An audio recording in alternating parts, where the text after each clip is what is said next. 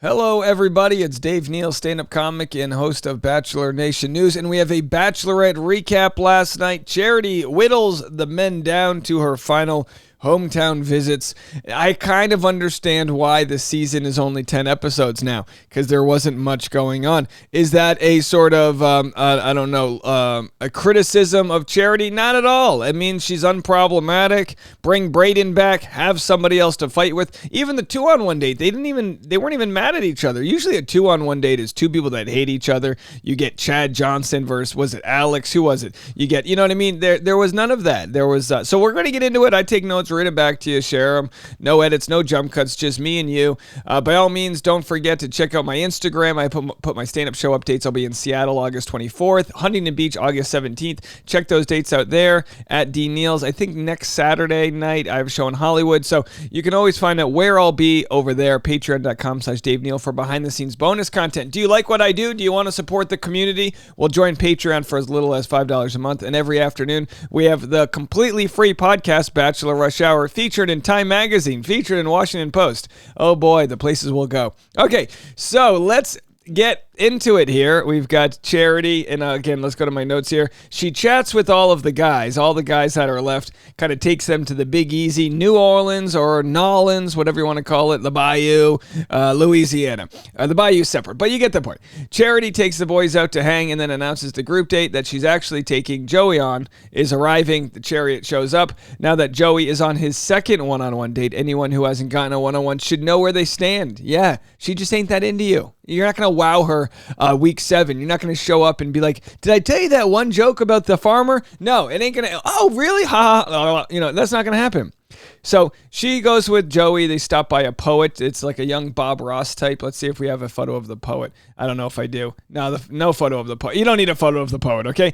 And then they have the dinner date. And by the way, this is where the internet cut out for me. So this is where I had to look up what actually happens. The dinner date with Joey was one of those good dates where they discuss, like, Charity's like, hey, have you ever dated a black woman before? She brings up the elephant in the room and says he says his family would be excited to bring home someone who he cares about so deeply. And then she's like, well, in past relationships, interracial, she's had boyfriends who would have to face unfortunate reactions if they went out together. And Joey basically says, look, I mean, hey, we're going to have to try this thing out in real time and in real life to see how it goes, but my family's going to love you. And that's how that conversation goes. So they do fine at the dinner date. And then we move over to the 2-on-1. Tanner and Sean are on a 2-on-1 date. One stays, one goes. Of course, this would have been a much better 2-on-1 date if we had like Braden versus Aaron. Do you know what I mean? Like that would have been a better. Can we bring Braden back for the 2-on-1 date? They show up to an alligator crossing in the bayou. They get some local to push them around to a swamp on a gator tour, right? So they do the gator tour. Sean says he has a lot of gators at his golf course in Florida. I tell you what. There is no quicker way to be unlikable than talk about how many gators are on your golf course. Well, life's tough for us too. Sometimes when we're on the 9th hole, we have to watch out for old Billy Gator Boy over there and his, big jaw. I don't know why. I don't know, but hey, that's Florida. Florida, it's hard to be likable from Florida, right? I don't know if it's the sweater, linen shirt combo. I don't know what it is. But it's hard to be likable from Florida. All right, we love our Florida people. It's not you, it's me. The Gator guy says if Charity doesn't pick either one, he will be there. And I'm sure she's like, thanks, but no thanks. Sean got a smooch. Tanner didn't, but then he ended up getting a smooch too. Clearly, in the edit, it looks like Charity is leaning towards Sean. There they are, doing the dang thing here. Watch out for the old gators. Watch your feet. Oh, we went too far. Evening part of the date, Charity says she needs this date for her clarity. It's like, no.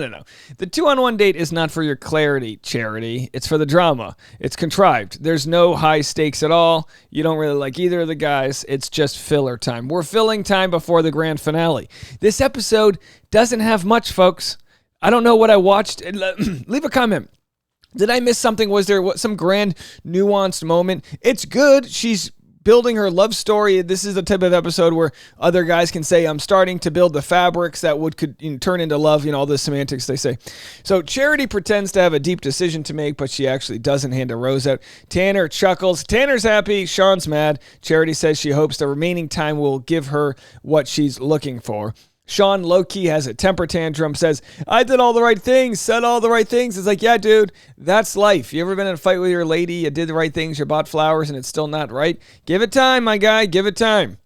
All right, so we move it on. And then, of course, he's going to go back later. We'll get to that in a second. So Charity and Dotun have another one-on-one. Okay, another. Sean, Tanner, take notes. This is who she's into, okay? She's got other guys, Joey and Dotun. Those are the main contenders right now. And poor Dotun, pray for him. 1 week he's jumping off a bridge. The other he's running a 10K, which isn't that long. It's 6 miles. They probably walked most of it. They probably ditched out. I'm sure they took an Uber. You know, they probably didn't. Okay, anyway. But he's got a long stride, so maybe he did it. It's called the fun run. Easier than bungee jumping, I suppose. Nothing to say. Effortlessly normal. He has to win. Hold on. My throat is going out. There we go. Are we better? Are we better? Donate to the Patreon so I can go to urgent care here. No, I'm doing okay. Dotun says he's never felt so strongly about a person. It's really scary. His heart is saying this person is for you. He worries he may leave this process heartbroken. Yeah, that's the worry. That's what you got to deal with, Dotun. You know what I mean? You got to deal with the fact you're falling for her. Dotun says he's falling in love with her. Charity says it's what she needed to hear. She's glistening and says she feels like she got electrocuted. Boy, these ladies, they just want pain. Oh, it feels like he electrocuted. It's like, is that a good thing? You know, you're supposed to say sparks fly, not that you, touch the breaker in the wrong way. A final group date to decide who is going to hometowns. 4 men, 2 roses. That's a new porn. 4 men, 2 roses. Sean is spiraling. So, of course, he has to go talk to Charity. We know this never ends well. Never in the history of the show, dating back to the first season, has a contestant ever gone to get clarity and left there feeling like they got clarity. Charity's probably trying to hang out. She's watching Below Deck Sailing Yacht Season 1. She's very excited, even though Jen, the deckhand, is hooking up with the chef, and then the other cat, okay. You guys watching Below Deck? I'm loving Below Deck. I'm addicted to it. I refer to my wife now as my first mate. So anyway, he decides to go chat with Charity in her hotel room. Bravo's just doing it better. Bravo's so good with reality TV. Should we go to BravoCon this year? So he decides to go chat with Charity. Sean tells her his confidence hasn't wavered, and yet there he is because he's insecure. He's like, my confidence hasn't wavered, and it's like, yeah. That's why, if your confidence hadn't wavered, you'd be hanging out with Joey right now. Sean says it means so much to bring her home to his family, which he has only done once before. He said he needs an answer because he's totally in the process of falling in love with her. And of course, we love the semantics. We can't just say I love you. That's too scary. I'm in the process of falling in love with you. If falling in love with you were a painting, I've gone to the arts and crafts store. I haven't purchased the brushes to paint the painting, but I've looked at several of them, and I got the watercolors. If falling in love with you is a painting, I bought the canvas. That's what he's saying. You don't want to spook her. She says, what you want from me, I can't give, and I'm fearful I can't get there. I don't think that I can. Hey, Sean, that's her nice way of saying, it ain't you, boo. It ain't you. If a woman says, I'm fearful I can't get there, she's not trying to. She doesn't want to. She's not map questing your location. She's not going there. It's over, Shawnee boy. Sean goes home. Charity chats. Let's go to the next day here. Charity chats with Aaron, whom, of course, had beef with Brayden.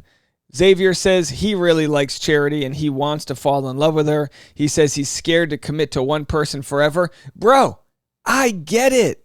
You can love someone and still be afraid that you're going to have to be with that person forever. You don't know if Charity's got bad morning breath. There's so much about Charity you don't know. You don't know if she wears all those ugly panties and it's like she only brings the hot one out when she's single, and then all of a sudden you're in a relationship and she's doing the granny things with the lace and the, you know what I mean? You don't know anything. You don't know if she's got snorts when she laughs and it's kind of annoying. Like, I'm making light of it all, folks, but it's a scary process. And likewise, Charity doesn't know if any of these guys are going to have an anger management issue, something like that. So somehow Tanner is still around. Hey guys, defense wins championships. Tanner has managed to just politely hang out in the background, and somehow he made it onto this group date. So we have a group date. Two will get a rose, two won't. Aaron gets the rose. He's taking Charity to Houston, Texas, so we got that settled. And then Charity delays the second rose until the rose ceremony. She's trying to not make the wrong decision, she says. But what she's really doing, and I don't blame her, is just kicking the can down the road. She's like, I'm not ready to make a decision. All of a sudden, she has to, cancel 7 guys. Charity pulls Tanner aside to dump him. That happens. There it is. So Charity dumps Tanner in his own room. She's like, all right, let me pack your bags for you. You got to go. Charity then pulls Xavier aside. Do we have Xavier here? There it is. And tells him, I don't have to give this rose out. But then she says she wants to meet his family, so the hometowns are locked in. So she's playing the game. They coached her up, make it seem like you don't have to give it out. Where's the part where she's going to take the rose off of somebody? Did we miss that in the previews? So anyway, he accepts the rose 100%, and we got our hometowns. We're ready to go. Where's the the Final Four? I don't have a photo of the Final Four. But either way, we're there. And can you believe it's already at the Final Four? This is wild, isn't it, folks? All right, look, we've got some Bachelorette content to bring to you after this. So if you only stick around for the recaps, I'm telling you right now, there's a lot of behind-the-scenes stuff. By the way, at last night's live stream, I received some text messages that alerted me that we will have some wild stuff coming in the next week or two. I've told you, it's been a very quiet time for the channel this summer. Everyone took the summer break off. We're going to have possibly a handful of breakups coming. A handful. A bushel of breakups. I'm not gloatful. Is that a word? I'm not gloat. I am not happy, but we will discuss it. I've got my breakup playlist ready to go. Plus, we'll have some other content here. It's about to get messy. Stick around and hit the subscribe button and make sure to hit the alert bell so that you get all of our content. And if you want some more sneak peeks at what I've been talking about, you can go to Patreon today, patreon.com/Dave Neal for behind-the-scenes content. I'll be back with more right after this.